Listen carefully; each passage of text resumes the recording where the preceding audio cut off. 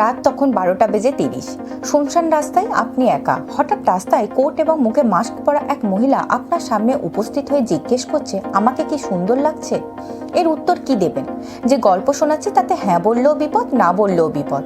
না বললে আপনাকে হত্যা করবে, আর হ্যাঁ বললে মুখের মাস্ক খুলে দেখাবে তার বীভৎস মুখটা, যেমন তার মুখটা 2 কান পর্যন্ত কাটা। এটা দেখেই তো হার্ট অ্যাটাক হয়ে যাবে।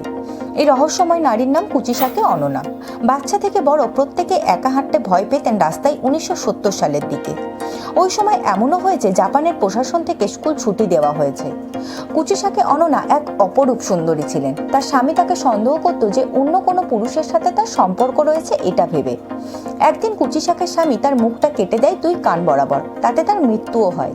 তবে আত্মার তো মৃত্যু হয় না, সেই অতৃপ্ত আত্মাই ফিরে এসেছে প্রতিশোধ নেবার জন্য। কেমন লাগলো ভিডিওটি কমেন্ট করুন। নতুন কিছু জানতে হলে স্ট্যাগারিং ফ্যাক্ট চ্যানেলকে ফলো করুন।